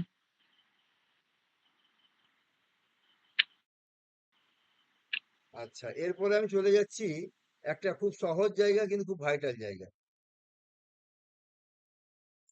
স্যার বলো। বলছি, ওই যে সুন্দরা নর্য যে ইয়েটা ছিল, অশুদ্ধ অংশটা, ওই নর্য শব্দটা কোন শব্দের মতন? একটু সাউন্ডে বলো, শুনতে পাচ্ছি না। বলছি ওই সেট নাম্বার 5 এর যে 29 দাগের কোশ্চেনটা, নর্য শব্দটা ছিল, ওটা কোন শব্দের মতন? নারী শব্দের দ্বিতীয় প্রথম আর বহু বচন। আচ্ছা, ঠিক আছে।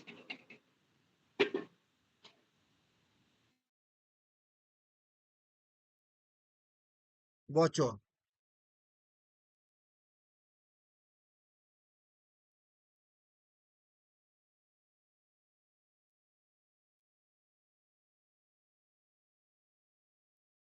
এই জায়গাটাতে বেশ কিছু শব্দ আমরা পাবো, এটা আমাদের খুব ভাইটাল জিনিস, এই জিনিসটা আমাদের পরীক্ষায় কোশ্চেন হিসেবে আসে। ব্যাকরণ কৌমুদীতেই আছে, যে কোনো যার কাছে যেমন বই আছে সেখানেই পাবে। না পেলে আমি তো গ্রুপে দিয়ে দিচ্ছি, এই পেজটা প্রিন্ট বের করে নেবে বা জেরক্স করে নেবে, যা করা করবে। ব্যাকরণ কৌমুদী দেবে, যেখানে বচন আছে, যার যেমন বই আছে, হেমচন্দ্রের বই থাক বা ওই বলাই চাঁদের বই থাক, যাই বই থাক, সব জায়গাতেই এটা আছে। কিন্তু এখানে প্রত্যেকটি লাইন অশুদ্ধি সংশোধনের জন্য এবং অনুবাদের জন্য খুব গুরুত্বপূর্ণ। মিথুন শব্দ, হ্যাঁ হ্যাঁ, হ্যাঁ বলো। বলছি যে স্যার ওই নারী শব্দের বহু বচন নর্য হবে না নার্য হবে? নার দন্তনে আকার হবে। হ্যাঁ। নদী শব্দে দন্তনায় আকার নেই, কিন্তু নারী শব্দে দন্তনায় আকার আছে। হিসাব করলে কি হয় দেখো তো একবার। নদী নদ্য, নদ্য তো, এটা বিশ্লেষণ করে কি পাবো আমরা? দন্তনে হসন্ত, অ, দ,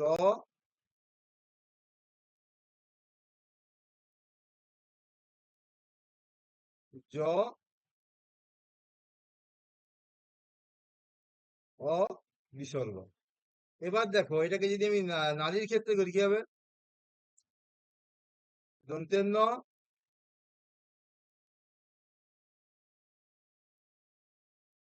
আকার, আগে র আসবে, তারপরে জ যোগ হবে, তারপরে অযোগ হবে, বিসর্গ আসবে। এবার যোগ করো তো কি আসছে দেখো তো। দন্তনয় আকার, আগে র যদি জয়ের থাকে তখন কি হবে? আগের র তাহলে কি রেপ হয়ে যায়। বুঝতে পারলে? হ্যাঁ স্যার। ক্লিয়ার হয়েছে প্রত্যেকের? ক্লিয়ার হয়ে গেছে ব্যাপারটা না হ্যাঁ হয়নি? স্যার। আশা করি ক্লিয়ার হয়ে যাওয়া উচিত এবার, যার যার কোশ্চেন ছিল। এক্ষুনি এটা শ্রাবণী কোশ্চেনটা করেছিল, আর করেছিল আমাদের চন্দ্রকোনা রোডের মেয়েটার নামটা কি বলো? যার বিড়াল আছে, অনেক পোষা বিড়াল আছে, নামটা কি, অনামিকা না? হ্যাঁ অনামিকা করেছিল কোশ্চেন।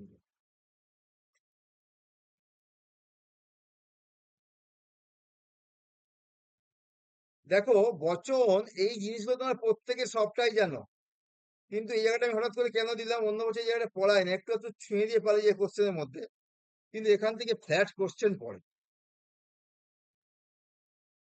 মিথুন দ্বন্দ্ব সমূহ যুগল, মিথুন দ্বন্দ্ব সমূহ যুগল প্রভৃতি শব্দ দুইটি মাত্র সংখ্যা বোঝালেও ত্রিবলিঙ্গ এবং একবচনান্ত হয়।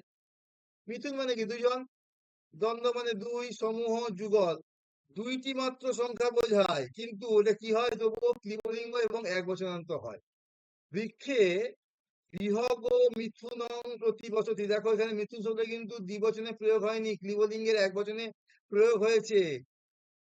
পরীক্ষায় যদি কোনো কারণে দিয়ে দেয় বৃক্ষে বিহগ মিথুনে বা মিথুনও প্রতিবসতি, ভুলটা কিন্তু এই জায়গাটাই আছে। দেখতে পাচ্ছ মিথুন শব্দ, দ্বন্দ্ব শব্দ, সমূহ শব্দ, যুগল শব্দ প্রভৃতি শব্দ কিনা দুইটি মাত্র সংখ্যা বোঝায় এবং ক্লিবলিঙ্গ ও এক বচনে প্রয়োগ হয়, কিন্তু এরা দুইটি অধিক সংখ্যা বোঝালে দ্বিবচন বহু বচনে ব্যবহৃত হয়, যে চত্তারি বিহগ মিথুনানি, এরকম কোশ্চেন। আমি 2 নম্বর সেটে বা কোন একটা সেটে একটা কোশ্চেন ঢুকেছিলাম আমি মনে করবো মিথুন দিয়ে।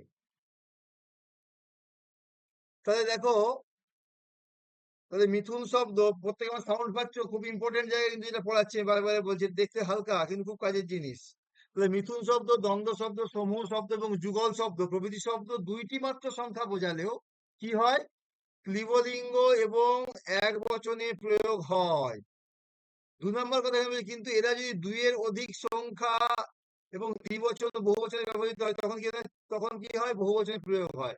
দেখো চত্তারি বিহগ মিথুনানি, যখন 4 হয়ে গেছে তখন এটা কিন্তু ক্লিবলিঙ্গের বহুবচনে প্রয়োগ হয়ে গেছে। দেখতে পাচ্ছ? খুব ভাইটাল জায়গা, কোশ্চেন দিয়েছে আগে অলরেডি, তোমরা হয়তো বুঝাইনি, যখন বুঝতে পারোনি। 2 নম্বর পয়েন্ট, আমি খুব, এটা আমার সেই অনুবাদের নিয়মে লেখা ছিল, দেখো গণ কুল বর্গ মন্ডল, গণ কুল বর্গ এবং মণ্ডল প্রভৃতি শব্দ বহুত্ব বোঝালেও প্রায় এক বচনেই ব্যবহৃত হয়। বালক গণ ক্রীড়তি, গণ বলতে কি বোঝাচ্ছে না অনেক বালক, বয়েজ।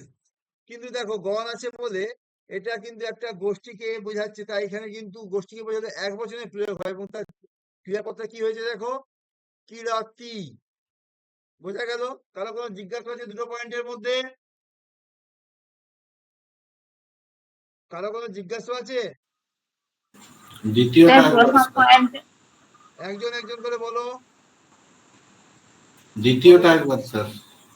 প্রথম না দ্বিতীয়টা, সেকেন্ড না ফার্স্ট? দ্বিতীয়টা 2 নম্বরটা। ফার্স্টেরটাও আচ্ছা আছে। দেখো, গণ, কুল, বর্গ, মণ্ডল। একটা দেখো সোজা ভাষায় বলি আমি, গণ বলতে কি বোঝায়? জনগণ, মানে হিউজ পাবলিক, মফ যাকে আমরা বলছি,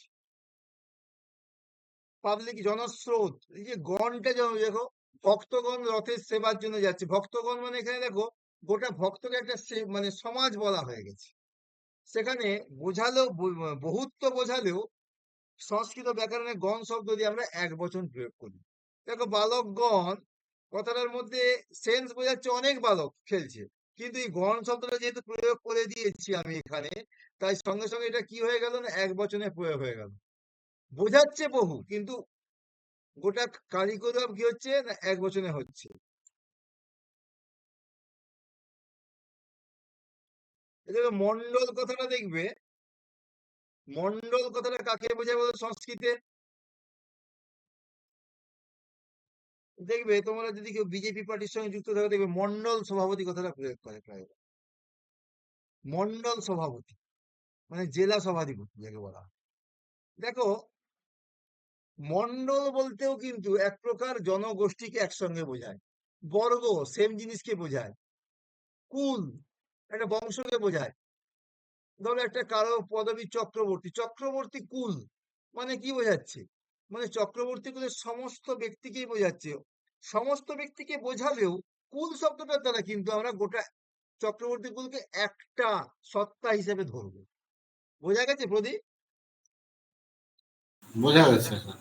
আচ্ছা, আমাকে একজন কেউ প্রথমে কথা বলছিল, একটু আগে বলছিল, 1 নম্বর পয়েন্টটা বলছিল কেউ। আচ্ছা দেখো, হ্যাঁ স্যার আমি।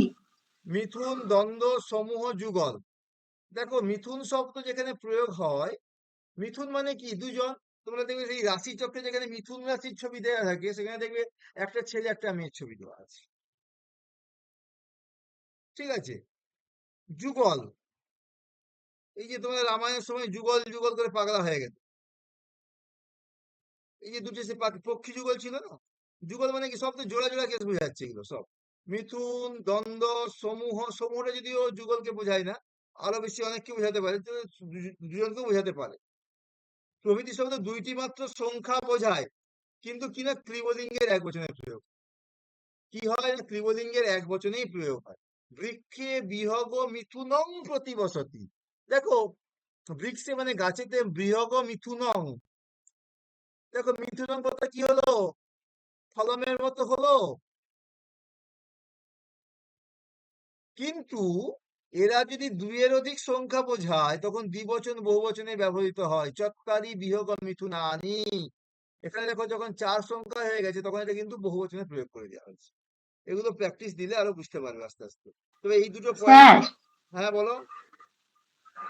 ওই শেষের লাইনটার কথাই বলছিলাম, ওই যে লেখা আছে দুইটির অধিক সংখ্যা বোঝালে দ্বিবচন ও বহুবচনে ব্যবহৃত হয়। মানে স্যার এখানে দ্বিবচন বলতে এখানটাই বুঝতে পারছি, দুটির অধিক মানে তো বহুবচন, স্যার দ্বিবচনে ব্যবহৃত হয় আচ্ছা, তোমাকে এটা ওই জন্য প্র্যাকটিক্যাল প্রয়োগ আমি পরের দিন কোশ্চেনেই দেবো, পরের দিনই কোশ্চেন দেবো, তাহলে বুঝতে পারবে। প্র্যাকটিক্যাল না প্রয়োগ আচ্ছা দিলে না জিনিসটা ক্লিয়ার হবে না। আপাতত এটা হালকা ক্লিয়ার হয়ে যাচ্ছে আশা করি। আচ্ছা, দম্পতি শব্দ নিত্য দ্বিবচনে ব্যবহৃত হয়। দম্পতি মানে বুঝতেই পারছো, নব দম্পতি মানে নতুন বর বউ। এই দম্পতি শব্দ নিত্য দ্বিবচনে প্রয়োগ হয়, যেমন বৃক্ষে বায়স দম্পতি নিবসত। গাছে বায়স দম্পতি মানে কাক এবং কাকের স্ত্রী বাস করছে। বৃক্ষে বায়স দম্পতি, এই দম্পতি কথা যেখানে প্রয়োগ হবে সেটা সবসময় কি হবে? দ্বিবচনের প্রয়োগ। তাহলে এখানে দেখতে পেলে গণ, ফল, বর্গ, মণ্ডল সবসময় এক বচন, মিথুন দ্বন্দ্ব সময় সময় ত্রিবলিঙ্গের এক বচন, আর দম্পতি শব্দ সবসময় কি হয়? দ্বিবচনে প্রয়োগ হয়। হস্ত, পাদহ, শ্রোত্রহ, নেত্রবাচক শব্দ সাধারণত দ্বিবচনে, মানে মানুষের যে সমস্ত অঙ্গ দুটো দুটো থাকে, মানুষের যে সমস্ত অঙ্গ দুটো দুটো, হস্ত, দুটো হাত, পা, কান, চোখ ডবল ডবল থাকে, সবসময় দ্বিবচনে প্রয়োগ হয়। হস্ত পাদৌ চ প্রক্ষালয়া, দেখো হস্ত শব্দ দ্বিবচনে প্রয়োগ করেছি, পাদৌ দ্বিবচনে প্রয়োগ করেছি। নেত্রাভ্যাং পশ্চাম বয়াম, আমরা দুটি চোখের দ্বারা কি করছি না দেখি, দেখো না আমরা বলছি, একটু আগে মনে পড়ছে সেই পৃথিবীর মানুষেরা পৃথিবীর সৌন্দর্য চোখের দ্বারা দেখে, বহুবচন ছিল, এখানেও বহুবচন আছে। আমি বলেছিলাম যে চোখ শব্দকে যদি বহুবচনে প্রয়োগ করি ভুল হবে না। দেখো এখানে কিন্তু নেত্রাভ্যাং দেখো দ্বিবচনে প্রয়োগ করা হয়েছে, আমি যেটা তখন সেটা কিন্তু ঠিকই বলেছিলাম, কিন্তু এটাও জেনে রাখো যে নেত্র শব্দ মূলত দ্বিবচনে প্রয়োগ হয়। কিন্তু একটি মাত্র সংখ্যা বোঝালে এরা এক বচনান্ত, এবং বহুবোধক সংখ্যা বোঝালে এদের বিশেষণ হলে এরা বহুবচনান্ত হয়ে থাকে। পাদেন খঞ্জ, মানে একটা পা ঠিক আছে একটা পা খোঁড়া, এটা আমাকে সেই ঝাড়গ্রামের যে মেয়েটি, নামটা কি, ঘোষ, সে বলছিল পাদেন খঞ্জ মানে একটা পা ঠিক একটা পা খারাপ। অসৌ অক্সনা কানা, সে একটি চোখে কানা। ব্যাঘ্রস্ত চত্বারো পাদাসন্তি, বাঘের 4টি পা আছে, এখানে কিন্তু দেখো দ্বিবচনে প্রয়োগ হয়নি, বহুবচনে, যেহেতু চত্বারো সংখ্যাটা 4 বুঝিয়েই দিচ্ছে বহুবচনে, তাই পাদ শব্দ দ্বিবচনে প্রয়োগ না হয় কি হলো, বহুবচনে প্রয়োগ হলো। ব্যাপারটা বুঝতে পারলে? কারো কোনো জিজ্ঞাসা আছে 4 নম্বর পয়েন্টে?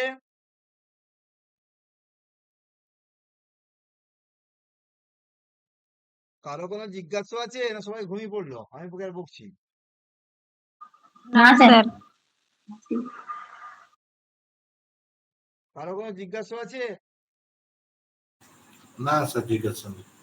এই পয়েন্ট কিন্তু খুব গুরুত্বপূর্ণ।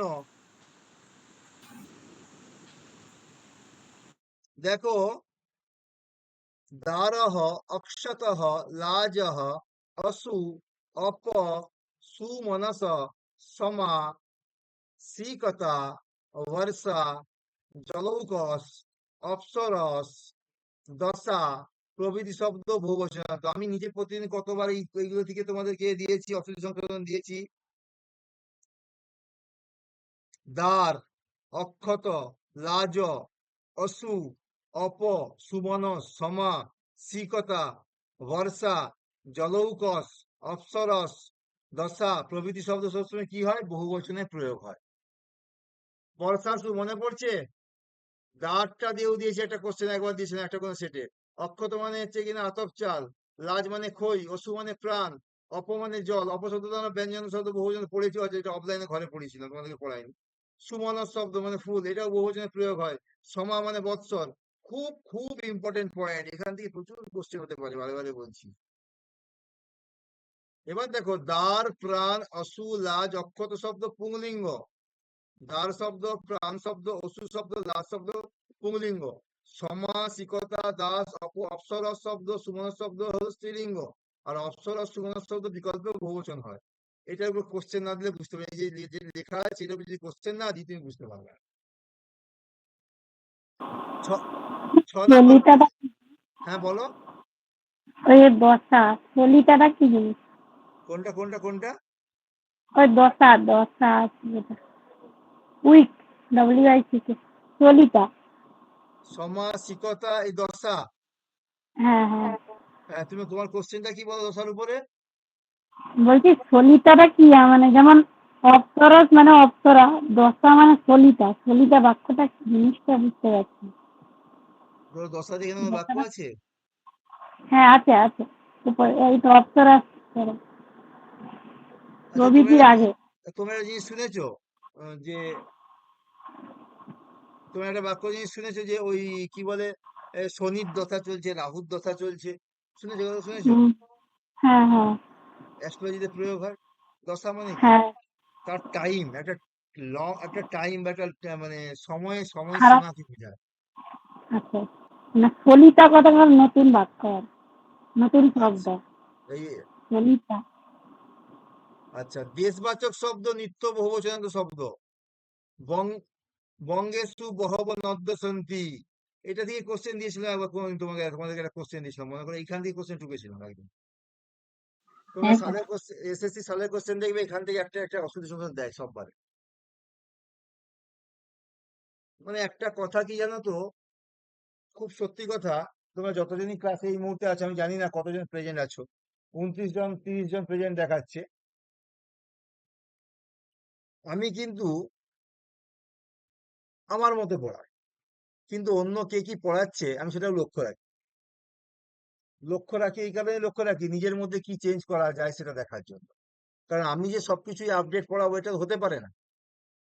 আমি যতটা সম্ভব এই সোশ্যাল মিডিয়ার মাধ্যমে বিভিন্ন সংস্থা কে কি পড়াচ্ছে আমি লক্ষ্য রাখি। আমি একদম ওপেন বলছি, সে বাসে যেতে যেতে হোক বা যখন যেমন ফাঁকা পায় রাত্রি জেগে হলেও লক্ষ্য করি কি কি পড়াচ্ছে না পড়াচ্ছে। আমি সেখান থেকেই বলছি, ধরো একটি বিশেষ সংস্থা কলকাতার বুকে, হাওড়ার বুকে বেলুড় নামে জায়গায়, আমি নাম বলছি না কিছু, বুঝতেই পারছো, তিনি দেখছি কোশ্চেনের সেট দিয়েছেন, সেই কোশ্চেনের সেট আলোচনা হচ্ছে, আমিও সেখানে ঢুকেছি, আমি দেখছি আলোচনা কি হচ্ছে।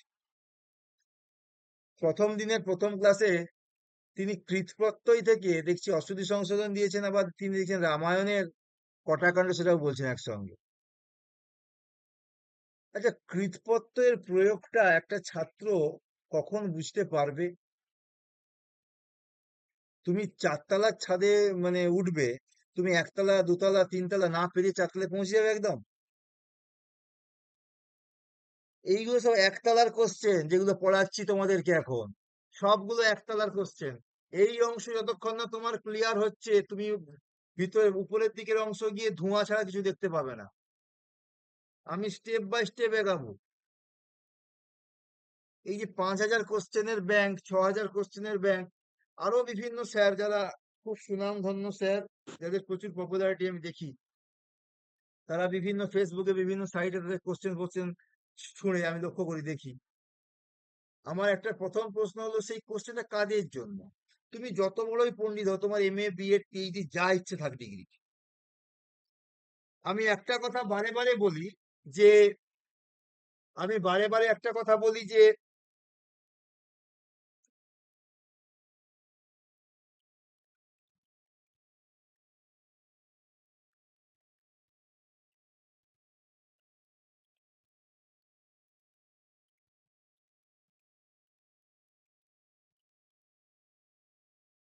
আমি বারে বারে একটা কথা বলি যে তোমার যত ডিগ্রি থাকুক, তুমি যা মানে কি বলবো, টিকা ভাষ্য যা পড়ে আসছো আলাদা ব্যাপার। SSCর ব্যাপারটা কিন্তু জলে নেমে মাছ ধরা, জাল দিয়ে ছিপ দিয়ে মাছ ধরা না। তোমাকে জলে নামতে হবে, প্র্যাকটিক্যালি হাতে করে মাছ ধরতে হবে। এখানে ছিপ বড়শি জাল কিছু হাতে নাই, তোমাকে হাতে দিয়ে মাছ ধরতে হবে। আর যখনই তোমাকে এরকম প্র্যাকটিক্যালি মানে SSC সিলেবাসটাকে যদি এক কথায় বলা হয়, এটা হলো তোমার সংস্কৃত ব্যাকরণের প্র্যাকটিক্যাল নলেজ কতটা, তোমার টিকা ভাষ্যের উপর উমুকের উপর উমুকের টিকার উপর উমুকের ভাষ্যের উপর কত জ্ঞান আছে তোমার দেখার বিষয় না। এই জন্য আমি দেখবো SSC যখন পড়াই বারে বারে আমি কখনোই, যারা পুরনো ছাত্ররা জানে, আমি কখনোই কিন্তু পানি নিয়মটাকে বেস করে বেশি পড়তে বলি না। আমি বলি যে তুমি ব্যাকরণ কৌমুদি পড়ো, কারণ এখানে তোমার প্র্যাকটিক্যালি হাতে নলেজটা হবে। পানি নিয়মের মধ্যে কিন্তু অনেক কথা আছে যেগুলো অত্যন্ত ক্রিটিক্যাল, যে কথাগুলো তোমরা প্রত্যেকে ধরতে পারবে না। তার জায়গায় তোমাকে যদি আমি তপন কুমার অঞ্জনের বই থেকে পড়তে বলি, পানিনির লেখা একই লেখা আছে কিন্তু অনেক সহজ ভাষায় এবং আরো ডিটেলসে আছে।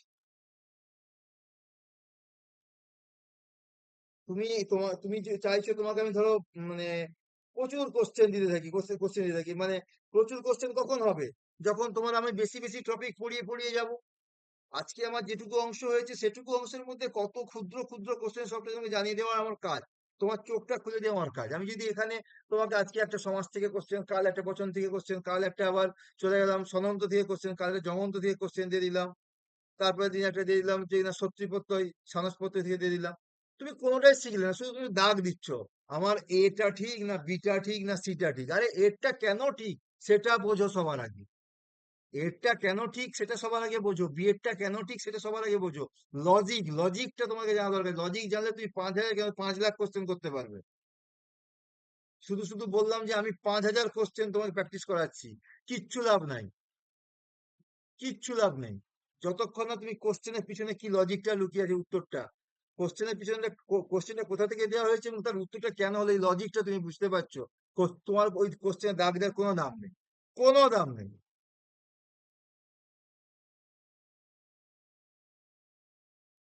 এই যে দেখছো এই অংশগুলো তোমরা পড়েছো বারে বারে। দেখো, দেশবাচক শব্দ নিত্য বহুবচনান্ত, বঙ্গেশু বহব নদ্যসন্তি, সকলিঙ্গানগত। এই দেখো, দেশবাচক পদ যখনই প্রয়োগ হচ্ছে তখনই দেখো বহু বচনে প্রয়োগ করা হচ্ছে। এখানটা সম্বন্ধে সমাসে গিয়ে আরো ডিটেলস আইডিয়া হবে। সমাসে এই জায়গায় এইটার সম্বন্ধে খুব ভালো করে দেওয়া আছে, বহুব্রীহি সমাসে। বহুব্রীহি সমাসে নয়, দ্বন্দ্ব সমাসে গিয়ে দেখবে। কিন্তু দেশ, বিষয় প্রভৃতি শব্দের সাথে সমাস হলে ইহা এক বচনান্ত হয়। আমি বলতে বলতে সমাসের কথা বেরিয়ে গেল। কোথায় এক বচন হয় সমাসে, সেটা ওখানটাতে এত সুন্দর আলোচনা আছে, তোমাদের ক্লিয়ার হয়ে যাবে পুরো। আচ্ছা, পরেরটা চলে আসো। দেখো, পুংসি গৃহাশ্চ। পুংলিঙ্গ হলে গৃহ শব্দ। দেখো, পুংলিঙ্গ হলে গৃহ শব্দ কারো বংশ বা পরিবার বোঝাতে ব্যক্তিবাচক শব্দ, এবং পূজা বা গৌরব বোঝাতে তদ্বাচক শব্দ বহুবচনান্ত হয়। লাইনটা কেউ কি বুঝতে পেরেছো? কেউ বুঝতে পারোনি আশা করি। কেউ কি আছো না নেই লাইনে? 30 জন 31 জন দেখতে পাচ্ছি আমি। হ্যাঁ স্যার আছে। স্যার বলুন আরেকবার। আচ্ছা, দেখো, পুংলিঙ্গ হলে গৃহ শব্দ কারো বংশ বা পরিবার বোঝালে ব্যক্তিবাচক শব্দ, এবং পূজা ও গৌরব বোঝালে তদ্বোধক শব্দ বহুবচনান্ত হয়। উদাহরণে চলে যাই আমি একদম। ইমে মে গৃহা, রঘুনাম অন্যয়ং বক্সে, ভবদভ ধর্ম শ্রোতুম নিহাগত। কিন্তু গৃহ শব্দ ক্লিবলিঙ্গ হলে 3 বচনেই ব্যবহৃত হয়। তাহলে দেখো, এখানে এই লাইনটা আগে আন্ডারলাইন করছি। গৃহ শব্দ ক্লিবলিঙ্গ হলে 3 বচনেই ব্যবহৃত হয়। ইদং গৃহম, ইমে গৃহে, ইমানি গৃহানি। আর গৃহ শব্দ যখন পুংলিঙ্গ হয় তখন কারো বংশ বা পরিবার বোঝালে ব্যক্তিবাচক শব্দ, পূজা ও গৌরব বোঝাতে তদ্বোধক শব্দে বহুবচনান্ত হয়। ইমে মে গৃহা, এখানে পুংলিঙ্গের প্রথমার বহুবচন হয়েছে। রঘুনাম অন্যয়ং বক্সে, এই লাইনটার প্রয়োগটা কি অর্থে আমি নিজে একটু ক্লিয়ার করতে হবে আমাকে। আমি জায়গাটা ক্লিয়ার করতে পারি, তারপর বলবো এই জায়গাটা। এইটাকে কোশ্চেন টুকে দেবো বুঝে, তখন তোমাদের ক্লিয়ার করে বুঝাতে পারবো। শুধু একটা জিনিস মনে রাখো, গৃহ শব্দ যদি ক্লিবলিঙ্গ হয় তখন 3 বচনেই প্রয়োগ হয়, এক বচন, দ্বিবচন, বহুবচন। ঠিক আছে? আর গৃহ শব্দ যদি পুংলিঙ্গ হয় তখন সবসময় কোন বচনে প্রয়োগ হয়? বহু বছর। বহু বচনে প্রয়োগ হয়। আর যদি গৃহ শব্দকে আমরা ক্লিবলিঙ্গে প্রয়োগ করি তখন এক বচন, দ্বিবচন, বহুবচন সব বচনে প্রয়োগ করতে পারি। এইটুকু অংশ মনে রাখো কম করে। আর পূজা আর গৌরব, এই জায়গাটা একটু আমাকে বুঝতে হবে, তারপরে আমি নিজে বলবো তোমাদের। তাহলে গৃহ শব্দ যদি পুংলিঙ্গ হয় তখন তাকে সবসময় কোন বচনে প্রয়োগ করতে হবে? বহু বচনে। আর গৃহ শব্দ যদি ক্লিবলিঙ্গ হয় সেখানে এক বচন, দ্বিবচন, বহুবচন যে কোনো বচনে সেটাকে আমি প্রয়োগ করতে পারি। কারো কোনো জিজ্ঞাসা আছে এইটুকু কথার মধ্যে? না স্যার। না। একাই আমি কি চলবে, পুতিন চলবে।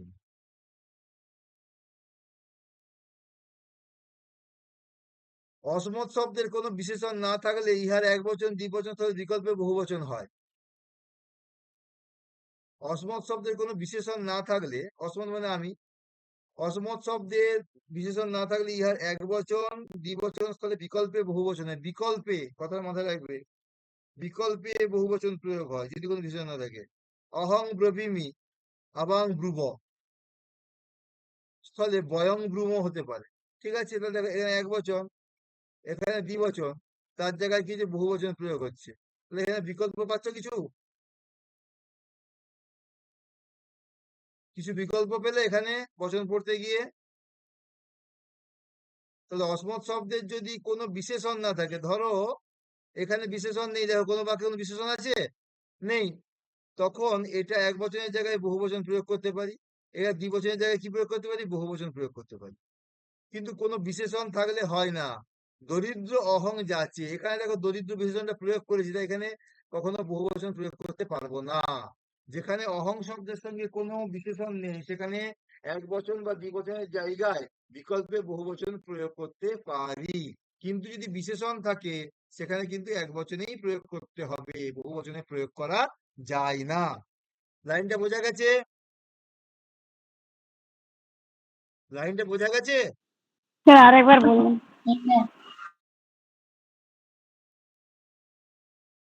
অহং শব্দ যদি বিশেষণ বিহীন থাকে, বাক্যের মধ্যে সিঙ্গেলই থাকে, সেখানে তার এক বচন বা দ্বিবচনের জায়গায় বিকল্পে বহুবচন প্রয়োগ করা যায়। যদি বিশেষণ বিহীন থাকে, দেখো আগে কোনো বিশেষণ নাই, সেই ক্ষেত্রে এই এক বচনে, এটা প্রথম আর দ্বিবচন আছে, এটা প্রথম আর এক বচন আছে, সেখানে কি করেছি আমরা, প্রথম আর বহুবচন প্রয়োগ করতে পারি। কিন্তু যদি কোনো বিশেষণ থাকে, কিন্তু যদি কোনো বিশেষণ থাকে, তাহলে কি হবে, কোনোভাবেই বহুবচনে প্রয়োগ করতে পারি না, সেখানে এক বচনেই প্রয়োগ করতে হবে। বোঝা গেছে এবারে? হ্যাঁ স্যার। হ্যাঁ স্যার।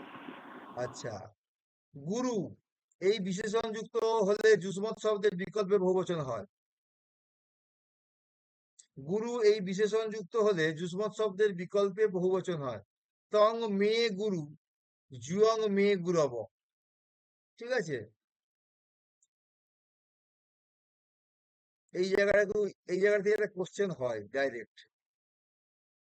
পতি জ্যোতি ততি শব্দ নিত্য বহুবচন শব্দ। পতিতে পুত্রা, জ্যোতি পুস্তকানি, তমিচ্ছসি ততি গৃহানি।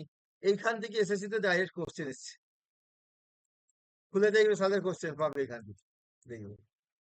তাহলে দেখো এটা কত সিম্পল জায়গা, বচন ক পৃষ্ঠার, এক পৃষ্ঠার জায়গা, কোথাও সিলেবাসের মধ্যে লেখা নেই বচন আছে বলে।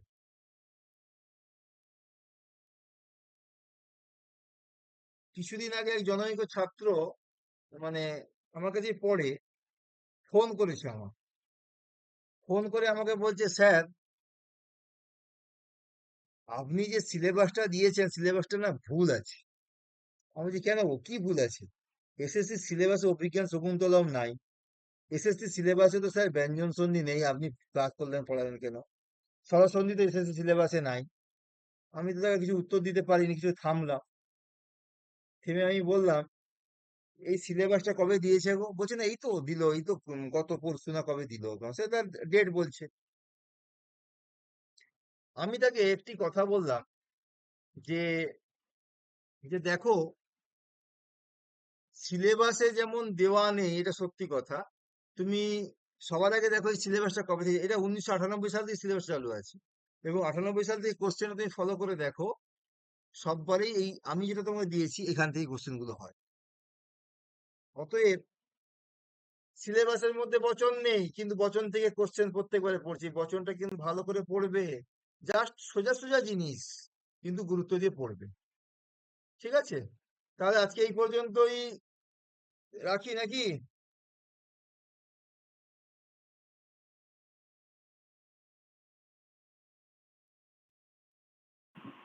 স্যার স্যার বলো। বলছি, ওই যে অভিজ্ঞান শকুন্তলম কথাটা বলতে আমিও বললাম, বলছি যে অভিজ্ঞান শকুন্তলম সেই আগের মতনই পুরো 7টা অঙ্কই পড়তে হবে তো, নাকি আমি ওই যখন নাট্য গতবারে সাহিত্যের? পড়েছিলাম 2016-তে এসএসসি পরীক্ষার আগে অভিজ্ঞান শকুন্তলমটা, তোমার হাজবেন্ড পড়তে আসতো তখন। পুষ্পা বলছো তো? হ্যাঁ। আমি অভিজ্ঞান শকুন্তলম এত খুঁটিয়ে পড়েছিলাম, আমি নিজেও বাপের জন্য এত খুঁটিয়ে পড়ি, কিন্তু আমি এবারে এত টাইম দেব না, এবারে কিন্তু আমি অনেক হালকা ভাবে পড়াবো, যেটুকু মানে আমার আমি পড়ার বলতে বাকি চাইছি লাগে যে সেইটুকু যেটুকু অবশ্যই পড়াবো। যেরকম হচ্ছে আমরা ধরো মেঘদূত পড়ছি বা হয়তো ভাসের নাটকগুলো পড়ছি, এরকম ভাবে পড়বো নাকি একদম মানে 7টা অঙ্কই সবটাই দেখতে হবে? 7টা অঙ্কই পড়বো, কিন্তু বেশি ডিপে যাব না। গতবার আমি অনেক ডিপে চলে গেছিলাম, এত ডিপে যাব না এবার। আচ্ছা আচ্ছা।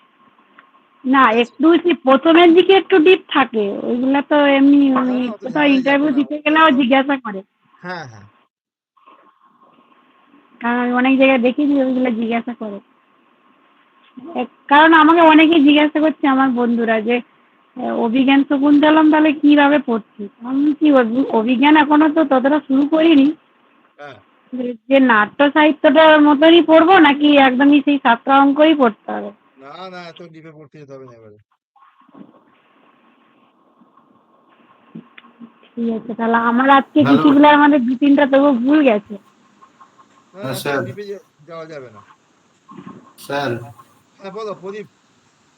বলছি সবাইয়ের উদ্দেশ্যেই একটু বলি, আপনাকেও আগে এই প্রশ্নটা করেছিলাম যে হ্যাঁ ফর্ম ফিল আপ বিষয় নিয়ে। এখানে যতজন হ্যাঁ আছে সবাই কি বেশিরভাগ ফর্ম ফিল আপ করে নিয়েছে? হ্যাঁ না না করিনি, কাল থেকে তো বন্ধ ফর্ম হয়েছে। ফিল আপ তো হচ্ছে না স্যার, করিনি। আচ্ছা আচ্ছা, অনেক একটু ঝামেলা জিজ্ঞাসা, আছে। হ্যাঁ সবার কাছে আমাদের একটু জিজ্ঞাসা আছে হ্যাঁ যে এক্সপিরিয়েন্সটার বিষয় নিয়ে একটু জিজ্ঞাসা আছে যে এক্সপিরিয়েন্স এখানে দেওয়া আছে যেটা ফর্মের মধ্যে, ওখানে টিচার্স আইডি বাধ্যতামূলক, কিন্তু টিচার যারা হ্যাঁ বলো। বলে নেই স্যার, বলছে টিচার্স আইডি বাধ্যতামূলক, কিন্তু আহ, যারা প্রকৃত স্কুলে করছে কন্ট্রাকচুয়াল হিসাবে কিংবা ডিআই অ্যাপ্রুভ হিসাবে, তো ওদের তো কারো টিচার্স আইডি নেই, তাহলে না ওরা থাকবে না, এক্সপিরিয়েন্সটা পাবে কিভাবে? থাকবে না ওদের কারোর টিচার আইডি। কিন্তু নোটিফিকেশনে তো এক্সপিরিয়েন্সের নাম্বার দেওয়া আছে যে ওখানে এক্সপিরিয়েন্সের জন্য নাম্বার পাবে। এই বিষয়টা আমি বুঝতে পারছি না, কেউ জানলে একটু বললে ভালো হয়। অ্যাকচুয়ালি ওরা চাইছে যে যাদের হুম, চাকরিগুলো ঝুলছে বা গেছে তাদেরকে টিচার্স এক্সপিরিয়েন্সের নাম্বারটা দিতে। আচ্ছা। ওদের কাছে আইওসি ওই এটা আছে, ওই হ্যাঁ যে পোর্টালটার নাম্বারটা আছে যেটা হ্যাঁ পেস্লিপের উপরে থাকে। হ্যাঁ, এবারে আইএসও। হ্যাঁ আইওসি যেটা পাওয়া যায়। এবারে হ্যাঁ কিন্তু সত্যি কথা বলতে একটা কথা তোমাদেরকে আমি খুব কষ্ট বলে দিচ্ছি, তোমরা পড়ছো ভালো জিনিস, পড়া ছেড়ে দাও আমার কাছে তাও কোনো অসুবিধা নেই, সত্যি কথা যেটা বলা সেটা আমি বলছি। আমি ব্যবসা করতে বসছি এটাও সত্যি কথা, আর আমি ব্যবসায়ী নই এটাও সত্যি কথা। এবারে সেখান থেকে আমি বলছি, আমি দুটো কথা বললাম, আমি ব্যবসা করতে বসছি এটাও সত্যি কথা, আর আমি ব্যবসায়ী নই এটাও সত্যি কথা, সেখান থেকে কথাটা বলছি আমি দাঁড়িয়ে। দেখো, খুব সত্যি কথা যেটা সেটা হলো 1লা জুলাই যে শুনানিটা আছে না, সেই শুনানি দিয়ে তুমি বুঝতে পারবে যে পরীক্ষা দুটো ভাগে ভাগ হতে চলেছে। হুম। পরীক্ষা দুটো ভাগে ভাগ হতে চলেছে। আচ্ছা, ওটা কি শুনানিতে জানা যাবে? শুনানি হতে পারে এমন? একদম শিওর, কেস উঠেছে মানে 1লা জুলাই ডেট দিয়েছে মানে শুনানি হবেই। আর যদি না হয় ফর্ম ফিল আপ করো, শুনানি হবে। এবং তাও বলছি একটা পরীক্ষা 16 সালকে কেন্দ্র করে যারা 16 সালের পরীক্ষার্থী তারা দিতে পারবে, আর একটা নতুন পরীক্ষা হয় যেটা তোমাদের অনেক দিন আগে আমি গ্রুপে দিয়েছিলাম। সরকার তো ইচ্ছা করে বদমাশি করে এগুলো করেছে যাতে কেস মোকদ্দমা হয়ে গোটা ব্যাপারটা ঘাঁটতে থাকে। এ তো বদমাশের গাছ, আর কিচ্ছু নয়। ওবিসি তে তো স্যার বাদ দিয়ে দিয়েছে তো, ওবিসি। আরে মানে এদের তো সব জায়গায় ঘাবলা করে রেখেছে, শুধু এক জায়গায় ঠিক আছে, ভান্ডারে। ভান্ডার আসছি আর সব জায়গায় ঘাবলা।